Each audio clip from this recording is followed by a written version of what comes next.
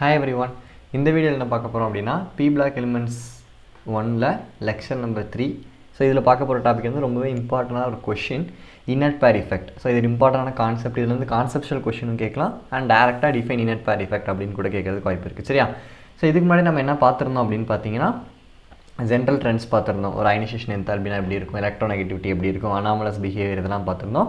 So அதில் ஒரு remaining part தான் inert pair effect. ஸோ இது முடிச்சதுக்கப்புறம் ஒரு காம்பவுண்ட்ஸ் எப்படி இருக்குது, அதோட ப்ரிப்பரேஷன் ப்ராப்பர்ட்டிஸ் எல்லாத்தையும் நம்ம என்ன செய்யலாம்னா பார்க்கலாம். சரியா? Okay. So inert pair effect அப்படிங்கிறது என்ன, இதில் நீ ஹெட்டிங்லேயே பார்க்கலாம். என்கிட்ட அந்த பென் இல்லை, ஸோ கொஞ்சம் ஹேண்ட் ரைட்டிங் இதாக இருந்துச்சுன்னா please do adjust. So inert pair effect ஹெட்டிங்லேயே பாருங்கள். inert அப்படின்னா என்னது? inert நம்ம நோபல் கேஸஸ் inert கேஸஸ்னு சொல்லுவோம். inert அப்படின்னா ரியாக்ஷனில் இன்வால்வ் ஆகாமல் ஸ்டேபிளாக இருக்கிறது. ரியாக்ஷன்லேயே இன்வால்வ் ஆகாது, பாண்டிங்கில் இன்வால்வ் ஆகாது. அப்படியே inert அப்படி ரொம்ப ஸ்டேபிளாக வந்து தனியாக இருந்துக்கும். ரியாக்ஷனில் இன்வால்வ் ஆகாமல் ஸ்டேபிளாக தனியாக இருந்துக்கும். அதுக்கு பேர் தான் என்ன அப்படின்னா inert அப்படின்னு சொல்லுவோம்.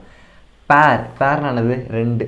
ஸோ ரெண்டு எலக்ட்ரான் ஏதோ ஒரு ஆர்பிட்டாலில் இருக்க ரெண்டு எலக்ட்ரான் ரியாக்ஷனில் இன்வால்வ் ஆகாமல் ரொம்ப inert ஸ்டேபிளாக வந்து என்ன செஞ்சுக்கும் அப்படின்னா இருந்துக்கும். அதுக்கு பேர் தான் inert pair effect. சரியா? ஸோ இது எங்கே நடக்குது, ஏன் நடக்குது அப்படின்னா என்ன அப்படிங்கிறத என்ன செய்வோம் அப்படின்னா டீட்டெயிலாக பார்க்கலாம். சரியா? Okay. So in P block elements, the elements show a group oxidation state as well as a variable oxidation state. இப்போ நம்ம ஃபஸ்ட்டு ஆக்சிடேஷன் ஸ்டேட் கான்செப்ட் படிக்கும்போது சொன்னோம், ஒரு குரூப்புக்கும் ஒரு ஆக்சிடேஷன் ஸ்டேட் இருக்கும். இப்போ குரூப் 13 அப்படின்னு பார்த்தீங்கன்னா அதோட குரூப் ஆக்சிடேஷன் ஸ்டேட் என்ன அப்படின்னா +3 தான் அதோட குரூப் ஆக்சிடேஷன் ஸ்டேட். குரூப் 14 எடுத்திங்கன்னா +4, குரூப் 15 எடுத்திங்கன்னா +5. ஸோ இதான் குரூப் ஆக்சிடேஷன் ஸ்டேட்.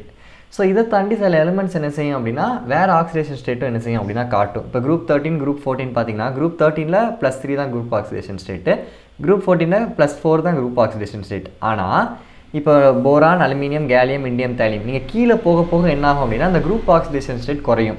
இப்போ +3 அப்படிங்கிறது குரூப் ஆக்சிடேஷன் ஸ்டேட்னா கீழே போக போக என்ன ஆகும்னா +1 வந்து என்ன செய்யும் அப்படின்னா ஸ்டேபிளாக இருக்கும். +3னா அதுலேருந்து 2 கழிச்சுக்கோங்க, +1. +4 அப்படின்னா கீழே போக போக என்னது 2 மைனஸ் பண்ணிங்கன்னா +4ல் 2 மைனஸ் பண்ணிங்கன்னா +2. அடுத்து +5, +5லேருந்து நீங்கள் 2 சப்ராக்ட் பண்ணிங்கன்னா +3. ஸோ அப்போ கீழே போக போக என்ன ஆகும் அப்படின்னா ஒரு 2 ஆக்சிடேஷன் ஸ்டேட் என்ன ஆகும் அப்படின்னா டிக்ரீஸ் ஆகும். அப்போ +3ல் 2 போச்சுன்னா +1, +4ல் 2 போச்சுன்னா +2. ஸோ இது வந்து ரொம்ப ஸ்டேபிளாகிடும் கீழே போக போக டவுன் த குரூப் போகும்போது. ஸோ இதுக்கு பேர் தான் inert pair effect. இந்த inert pair effectனால தான் என்ன ஆகும் அப்படின்னா இந்த 2 ஆக்சிடேஷன் ஸ்டேட் வந்து டிக்ரீஸ் ஆகும். ஸோ என்ன தான் நடக்குது அப்படிங்கிறத இப்போ நம்ம குரூப் 13 வச்சு எக்ஸாம்பிளாக வில் கன்சிடர். சரியா? ஸோ இப்போ குரூப் 13 பார்த்தீங்கன்னா boron, aluminium, gallium, indium, thallium இருக்குது. இப்போ போரான் இதோட அவுட்டர் எலக்ட்ரானிக் கான்ஃபிகரேஷன் மட்டும் எழுதிருக்கேன். Full electronic configuration outer electronic configuration மட்டும். ஸோ வேலன்ஸில் வந்து 2s2 2p1 இருக்குது, அலுமினியம் 3s2 3p1 இருக்குது. ஸோ இது மாதிரி இப்போ தாலியமில் பார்த்தீங்கன்னா 6s2 6p1 இருக்குது. இப்போ இதோட குரூப் ஆக்சிடேஷன் ஸ்டேட் என்ன சொல்லியிருந்தோம், +3ன்னு சொல்லியிருந்தோம். கரெக்டாக? +3 அப்படிங்கிறது இதோட குரூப் ஆக்சிடேஷன் ஸ்டேட். +3னா என்ன அர்த்தம், 3 எலக்ட்ரானை கொடுக்குது.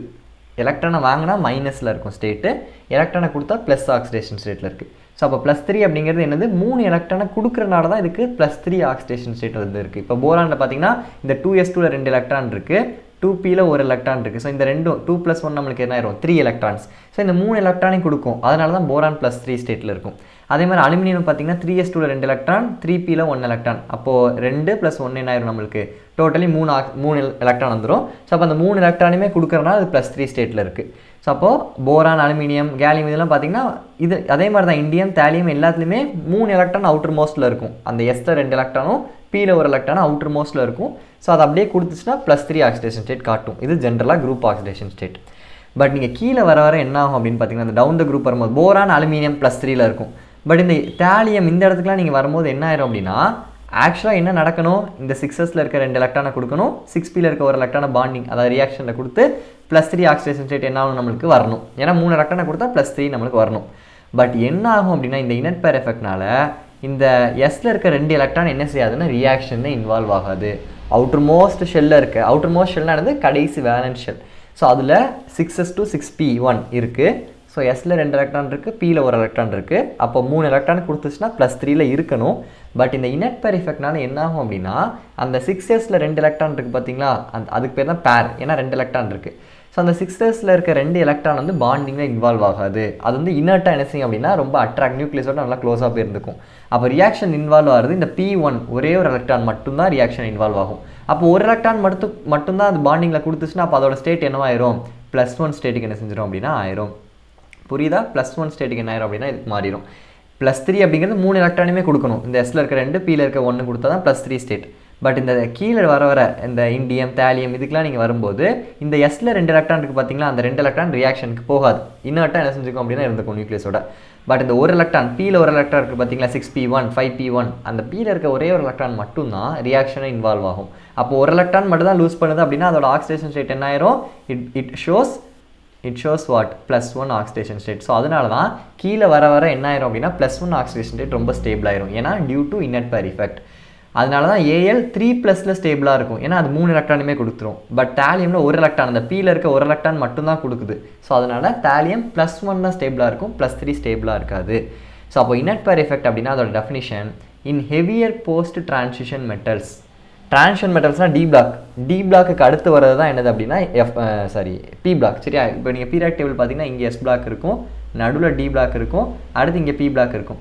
ஸோ போஸ்ட் டிரான்சிஷன் மெட்டல்ஸ்னால் டிரான்சிஷன் மெட்டல்ஸ்க்கு அடுத்து, போஸ்ட்னா அடுத்து. ஸோ போஸ்ட் டிரான்சிஷன் மெட்டல்ஸ் அப்படின்னா டி பிளாக்கு அடுத்து இருக்க பிளாக் யார், பி பிளாக். அப்போ பி பிளாக்ல தான் இது நடக்குது இனர்ட் பேர் எஃபெக்ட், அதான் அந்த போஸ்ட் டிரான்சிஷன் மெட்டல்ஸ்.